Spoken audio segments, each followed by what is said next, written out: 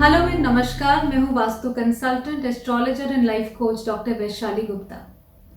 अक्सर हमने ऐसे देखा है कि हस्बैंड वाइफ जो हैं वो कई सालों से मैरिड होते हैं और सडनली उनकी रिलेशनशिप में रोमांस और स्पार्क चला जाता है। ऐसा कहा जाता है कि हमारे पास कितना भी वेल्थ हो, कितने भी लग्जरीज हो, कितना भी नेम हो, कितना भी फेम हो, अगर हमारे पास लविंग, ट्रस्टवर्दी, डिपेंडेबल रिलेशनशिप्स नहीं है तो हमारे लाइफ में हैप्पीनेस या जॉय नहीं आ सकती। कितनी बार ऐसा होता है कि हम ना जाने किस डिसएग्रीमेंट में फंस जाते हैं, क्या डिफरेंस ऑफ ओपिनियन आ जाता है, हम अपने स्पाउस की बात को सुनते भी नहीं हैं। कई बार ऐसा होता है कि हमें समझ ही नहीं आता कि क्यों हमारी छोटी छोटी बातों पे डिसएग्रीमेंट्स होने लग गई हैं। ऐसा कहा जाता है, जो लोग रिलेशनशिप काउंसलर्स होते हैं वो भी कहते हैं कि सोने से पहले आपको अपने जो भी मनमुटाव है, जो भी झगड़ा है, before you retire to bed you must sort it out. बहुत ज़्यादा अगर गुस्सा आ रहा है, रिलेशनशिप में कोई झगड़ा हो गया है, तो उस समय वहाँ से हट जाएं, क्योंकि एक बार मुंह से जो शब्द निकल जाते हैं वो वापस नहीं हो सकते।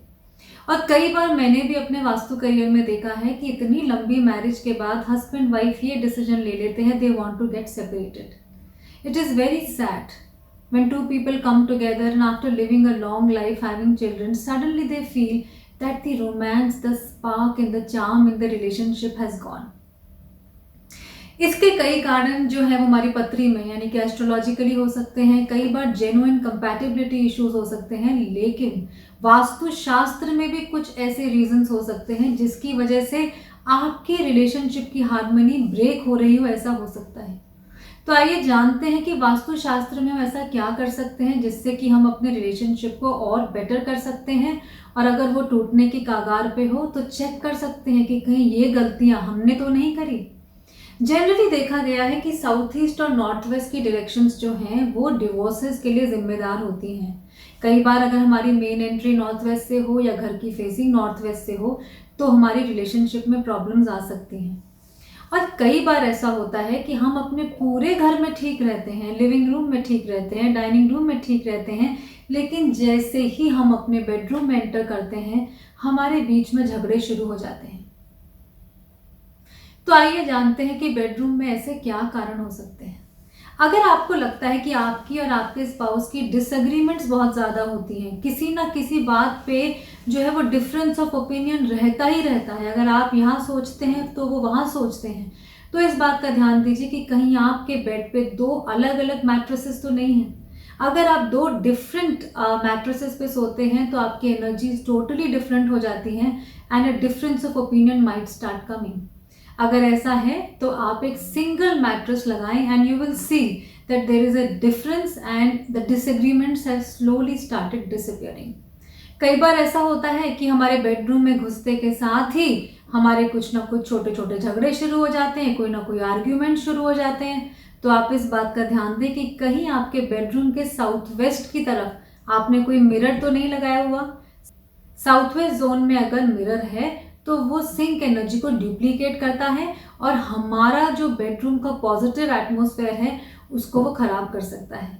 तो अगर आपके बेडरूम में मिरर या ड्रेसिंग टेबल साउथ वेस्ट की तरफ है तो उसको नॉर्थ या फिर ईस्ट या फिर ईशान कोण यानी कि नॉर्थ ईस्ट के कॉर्नर में लगाएं। अगर आपको लगता है कि रात को सोते समय आपके बेड पर आपको रेस्टलेसनेस होती है या फिर आपको ढंग से नींद नहीं आती, जिसकी वजह से उस डिस्टर्ब माइंड की वजह से आपकी रिलेशनशिप भी आपके कपल से खराब हो रही है, तो आप इस बात का ध्यान दें कि कहीं आपके बेड के सामने कोई मिरर तो नहीं लगा, कहीं ऐसा तो नहीं है कि आपके बेड की रिफ्लेक्शन मिरर में आ रही है। वास्तु के अनुसार कहा जाता है कि बेड की रिफ्लेक्शन कभी भी मिरर में नहीं आनी चाहिए, क्योंकि ये भी हमारे रिलेशनशिप में प्रॉब्लम्स लेके आ सकता है और साथ ही हमको हेल्थ इश्यूज दे सकता है। तो अगर ऐसा है तो उस बेड को आप ऐसे प्लेस करें कि मिरर में उसकी रिफ्लेक्शन नहीं आए, या फिर किसी कारणवश अगर आप मिरर को नहीं हटा सकते हैं तो आप उस मिरर को हमेशा ढक कर रखें जिससे कि बेड की रिफ्लेक्शन मिरर में नहीं आए। एक और रीज़न जो कि बहुत बड़ा कारण होता है रिलेशनशिप में दरार का, वो है कि हम खुद ही अंदर से ठीक फील नहीं करते। अगर हम ही ठीक फील नहीं कर रहे तो हम किसी रिलेशनशिप में कैसे कंट्रीब्यूट करेंगे। और ऐसा तब होता है जब आप किसी बीम के नीचे सोते हैं। कई बार मैंने अपने वास्तु विजिट्स में देखा है कि बेडरूम में बेड के बिल्कुल ऊपर या बेड के बहुत नज़दीक में कोई हैंगिंग बीम होती है। बीम एक लोड बेयरिंग एलिमेंट होता है और उसके नीचे ग्रेविटेशनल फोर्स बहुत ज़्यादा हाई होता है। जब आप उस बीम के नीचे सोते हैं तो आपके ब्रेन पर, हेड पर बहुत ज़्यादा प्रेशर पड़ता है and you just don't feel good the whole day and you feel that you are not up to it, और किसी ना किसी बात पे आपके स्पाउस से जो है मनमुटाव हो जाता है, झगड़ा हो जाता है। ये एक बहुत बड़ा हेल्थ हैजर्ड भी पोज कर सकता है। तो इस बात का ध्यान दें कि कहीं आपका जो बेड है वो बीम के नीचे तो नहीं आ रहा। अगर ऐसा है तो अपने बेड की जो प्लेसमेंट है उसको तुरंत चेंज करें। हम में से कोई भी नहीं चाहता कि हमारे रिलेशनशिप में किसी तरह की दरार आए, किसी तरह का मनमुटाव आए, लेकिन कभी कभी हमारे कमरे में रखे हुए जो आर्टिकल्स हैं वो ऐसी एनर्जी को प्रमोट करते हैं जिसकी वजह से डिस्टर्बेंस होती है। एक बात का खास ध्यान दें, आजकल हम सभी लोग स्पेस रिस्ट्रेंट की वजह से बॉक्स बेड्स यूज़ करते हैं, लेकिन ये बहुत ज़रूरी है कि हम देखें कि उस बॉक्स बेड में आखिर हमने रखा क्या है। कहीं ऐसा तो नहीं है उस बॉक्स बेड के अंदर हमने पुराना सामान, मेटल का सामान, टूटी फूटी चीज़ें, बंद घड़ियाँ या कुछ क्लटर, न्यूज़पेपर वगैरह रखे हैं।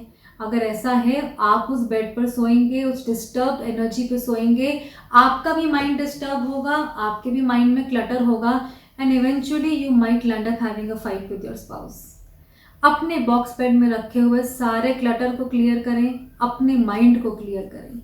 आप अपने बेड में सिर्फ बेड लिनन रखें, उसके अलावा चादर, रजाई, तकियों के अलावा, कुशन के अलावा कुछ भी सामान ना रखें।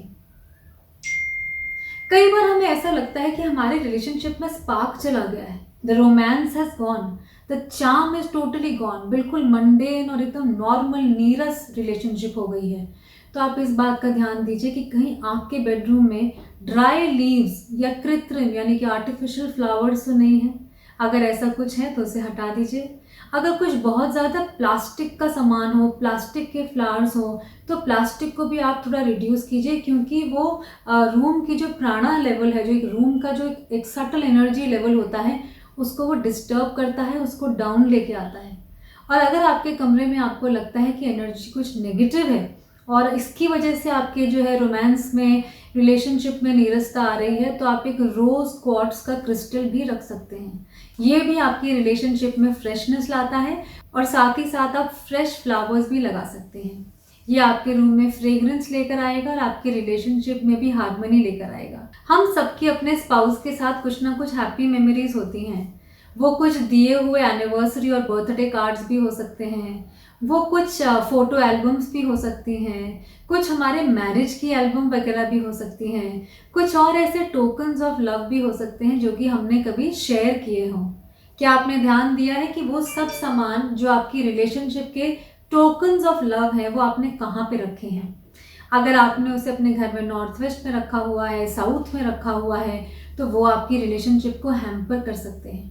अपने बेडरूम में एक छोटा सा कबर्ड या ड्रॉअर बनाएं जो कि आपके कमरे के west of south west zone में हो। आप अपने सारे फोटो एल्बम्स, सारे जो कार्ड्स हैं, वो सब चीज़ें अपने उस बेडरूम के वेस्ट ऑफ साउथ वेस्ट के दराज में रखें या फिर उस कबर्ड में रखें। ऐसा रखने से आपके रिलेशनशिप में स्टेबिलिटी आती है और खोया हुआ रोमांस जो है वो वापस आने लगता है। कभी कभी किसी कपल रिलेशनशिप में ऐसा होता है कि उनकी आपसी रिलेशनशिप बहुत अच्छी होती है, लेकिन बाहर के दूसरे लोगों की वजह से उनके अंदर कुछ ना कुछ मनमुटाव आ जाता है। वो अक्सर हमें बोलते हैं कि पता नहीं हमारे वास्तु में क्या दोष है कि हम में आपस में बहुत प्यार है, लेकिन किसी थर्ड पर्सन की वजह से हमेशा हमारे में झगड़ा हो जाता है। तो आप इस बात का ध्यान दीजिए कि आपके कमरे में जो कैंची है या फिर जो नेल कटर है या किसी भी तरह का कोई शार्प ऑब्जेक्ट जो है वो ओपन में तो नहीं पड़ा हुआ। अगर ऐसा है तो आप उसको अपने बेडरूम के साउथ ईस्ट में रखिए।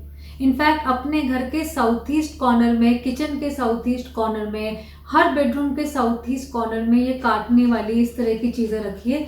इससे भी रिलेशनशिप में जो है वो हार्मनी आती है। तो आज मैंने आपको बताए कुछ सिंपल से वास्तु टिप्स जिनको करके आप अपने रिलेशनशिप को इम्प्रूव कर सकते हैं। इनमें से सारे टिप्स को आप चेक कर सकते हैं कि कहाँ पे आपके बेडरूम में गलती हो रही है।